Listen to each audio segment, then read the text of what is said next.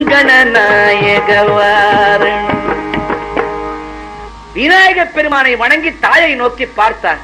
மாதா ஜெய ஓம் லலிதாம்பிகையே, மாதா ஜெய ஓம் லலிதாம்பிகையே, மாதா ஜெய ஓம் லலிதாம்பிகையே, மாதா ஜெய ஓம் லலிதாம்பிகை. கற்றும் தெளியார் காடே கதியாய் கண்மூடி நெடுங்கனவான தவம் பெற்றும் தெரியார் நிலையெண்ணில் ஆவம் பெருகும் பிழையேன் பேசத்தகும். பற்றும் வைர படைவாழ் வைர பகைவர்க்கு எவனாக எடுத்தவனே, பற்றாத அருட்டுணையே வருவாய். மாதா ஜெய ஓம் லலிதாம்பிகையே, மாதா ஜெய ஓம் லலிதாம்பிகையே, மாதா ஜெய ஓம் லலிதாம்பிகையே, மாதா ஜெய ஓம் லலிதாம்பிகையே, மாதா ஜெய ஓம் லலிதாம்பிகை. அம்பிகையை பார்த்து முருகப்பெருமான் நமக்கு சார்பிலே வணங்குகிறான், வேண்டுகிறான். அம்மா, கற்றும் தெளியார் காடே கதியாய் கண்மூடி நெடுங்கனவான தவம் பெற்றும் தெரியார் நிலையெண்ணில் அவம் பெருகும் பிழையேன் பேசத்தகுமோ. அம்மா, உலகத்திலே கற்றவர்கள் இருக்கிறார்கள். கற்க கசடர கற்க பின் நிற்க அதற்கு தக என்பார்கள். எதை தெரிந்து கொண்டாலும் குற்றமில்லாமல் தெரிந்து கொள்ள வேணும். கசடு இல்லாமல் கசடர கற்க, கற்க கசடர கற்க. தெரிந்து கொள்வது எதுவானாலும் அதுல எந்த விதமான குறை இல்லாமல் தெரிந்து கொள்ள வேணும். அறகுறை கூடாது. அறகுறை என்னைக்குமே ஆபத்து. முழுமையாக தெரிந்து கொண்டால் போராது, தெரிந்து கொண்டதற்கு ஏற்ப நம்முடைய வாழ்க்கையை அமைத்துக் கொள்ள வேண்டும். இப்படி உலகத்திலே கற்றவர்கள் எத்தனை பேர் அம்மா என்று கேட்கிறான் முருகப்பெருமான் நம்முடைய சார்பிலே.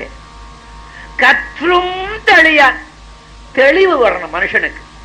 வடமொழியிலே சொல்லுவார்கள், வித்யா ததாதி வினயம், வினயாத்யாதி பாத்திரதாம், பாத்திரத்வாதி தனம் ஆப்பனோதி, தனாதி தர்மம் ததா சுகம். உலகத்துல எல்லாருக்குமே சுகம் வேண்டி இருக்கு. நான் சௌக்கியமா இருக்கணுங்க, ஆசீர்வாதம் பண்ணுங்க. ஆசீர்வாதம் பண்ற போது எப்படி செய்யறாங்க பெரியவங்க? தம்பி, நீ நல்லா சௌக்கியமா க்ஷேமமா இரு. க்ஷேமத்தை சௌக்கியத்தை விரும்பாதவனே உலகத்துல கிடையாது. நமஸ்காரம் பண்ண உடனே புரோகிதனா இருந்தா சதபானம் பவதி சதாயு புருஷ சதேந்திரிய ஆயுஷேவேந்திரிய பிரதிதிஷ்டதி. 100 வயசு இருன்னு சொல்லணும். அவன் 50ல போறானோ 60ல போறானோ, சொல்றவன் 100ன்னு முழுசா சொல்லிவிடும். அப்பதான் தட்சணை ஒழுங்கா கிடைக்கும். 100 வயசு நீ இரு. சில பேர் நான் பேசிக்கொண்டே இருப்போம். ராமமூர்த்தி நீ யாரா இருப்பான், அவனை பத்தி பேச வருவான். ராமமூர்த்தியா என்ன அது, உனக்கு 100 வயசுயா? எவனாவது 1000 ஆயுசுன்னு சொல்றான பாத்தியா? நீ 5000 வருஷம் இரு, நீ லட்சம் வருஷம் இல்ல. ஆண்டவன் போட்டது 100, அந்த 100க்கு மேல வாயில வராது. இதெல்லாம் வேதம் 100 விராயம் 100 என்று கூறினார்கள். சொல்ற போது கூட இங்க பாருங்க சார், 100க்கு 100 உண்மை சார். 100க்கு 100, 1000க்கு 1000 எவனா சொல்றானா? 10% அப்போ 100 தான். பள்ளிக்கூடத்துல மார்க்க தம்பி 100க்கு எவ்வளவு வாங்கியிருக்க? 18, 50க்குமா நம்ம 2 ஆக்கிக்கணும், 100க்கு 36. ஆக 100 என்பது உயர்ந்த ஒரு பதவி. ஆசீர்வாதத்தை எல்லோரும் விரும்புகிறார்கள். ஆக சுகம் என்றால் சௌக்கியம் க்ஷேமம். இந்த சௌக்கியம் க்ஷேமம் எப்படி வருது? வித்யா ததாதி வினயம். வித்யன்னா கல்வி, அறிவு. முழுமையான கற்றவர்களுக்கு என்னடா இருக்கும்? உண்மையாக ஒருவன் கற்றவனா, முழுமையாக கற்றவனா, ஐயன் திரிபுர கற்றவனா, குற்றமற்று கற்றவனா, கசடர கற்றவனா என்று அவனை டெஸ்ட் பண்ணணுமா? ஒரே ஒரு வழி, அவனிடத்திலே வினயம் இருக்கிறதான்னு பாருங்க. வித்யா ததாதி வினயம். முழுமையாக ஒருவன் கற்றிருந்தால் அவனிடத்திலே பணிவு இருக்கும். வினயம் என்றால் பணிவு. முழுமையாக கற்றால் என்ன கிடைக்கும்? பணிவு கிடைக்கும். நல்ல குணம் அது. எதற்கும் தாழ்ந்து போற மனம், இன்னா செய்தாரை ஒருத்தல் அவர் நாண நன்னயம் செய்தல் என்றான் வள்ளுவ பெருமான். தனக்கு ஒருவன் தீங்கு செய்தாலும் அதை பொறுத்து கொண்டு அவனுக்கு நன்மை செய்கிறானே அவனிடத்திலே அந்த பணிவு இருக்கிறது. பெரியவர்களை கண்டால் பணிவோடு நடந்து கொள்ள வேண்டும். மகான்களை கண்டால் பணிவோடு நடந்து கொள்ள வேண்டும். தெய்வ சன்னதிகளிலே பணிவோடு நடந்து கொள்ள வேண்டும்.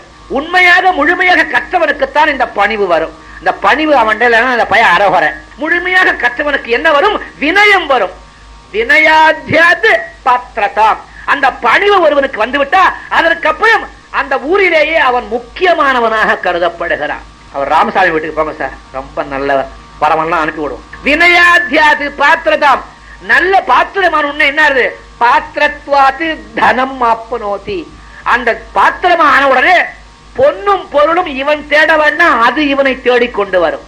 தனாத்து தர்மம். அந்த அப்படி ஒரு பொன்னும் பொருள் வந்தா அதனால இவன் தர்மம் செய்ய முயற்படுவான். தனாத்து தர்மம் ததா சுகம். அப்படி தர்மம் பண்ணிய பிறகு இவனுக்கு என்ன கிடைக்கும்? சுகம் கிடைக்கும். வாழ்க்கையில நாம நிம்மதியா இருக்கணுமா, சௌக்கியமா இருக்கணுமா, சந்தோஷமா இருக்கணுமா, பிறருக்கு கொடுக்கிற புத்தி நமக்கு இருக்கணும். இதை முருகப்பெருமான் சொல்றான். தான தர்மங்கள் வாரி வாரி வழங்கணும். என்னங்க குருஜி, தமிழ்ல ஒரு பழமொழி உண்டு, மறந்துட்டீங்களா? தனக்கு மிஞ்சிதான் தான தர்மம்னு சொல்லிருக்காங்க.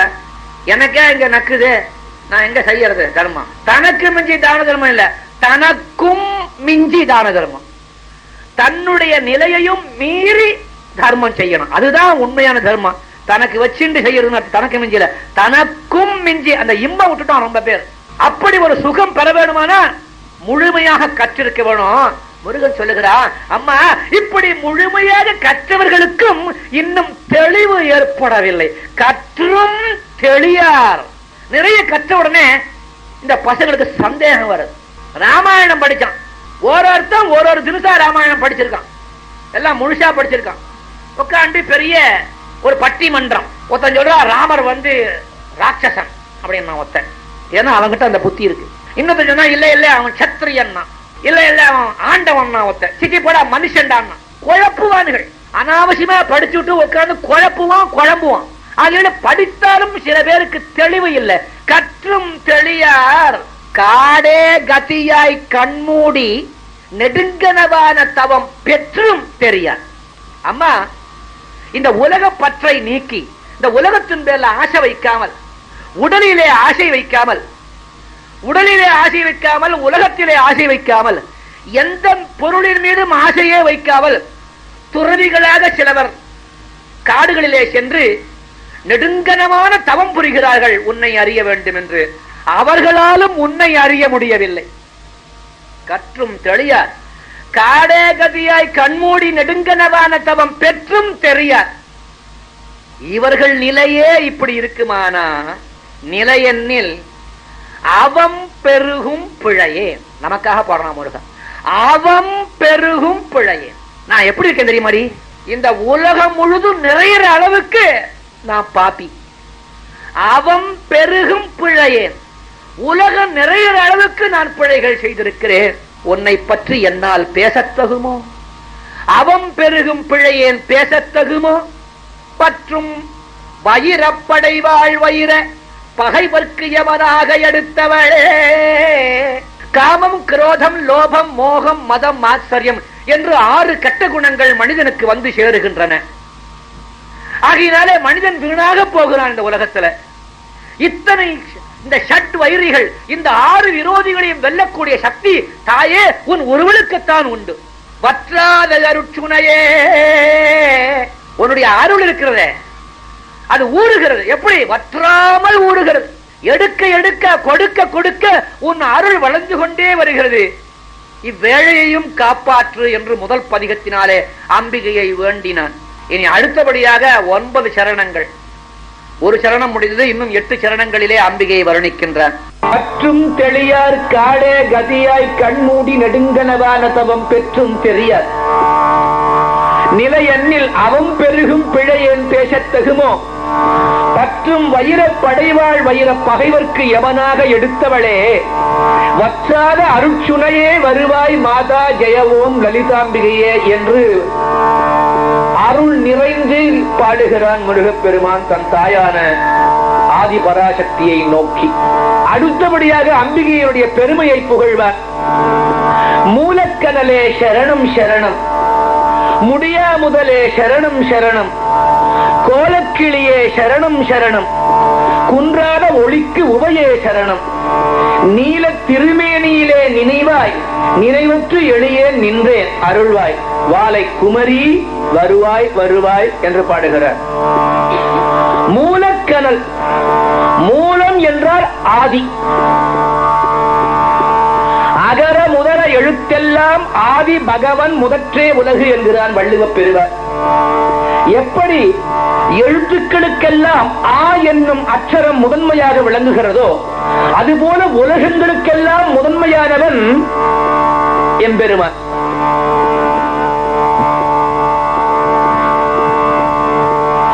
உலகெல்லாம் உணர்ந்து ஓதற்கு அறியவன் என்று கூறுவார்கள்.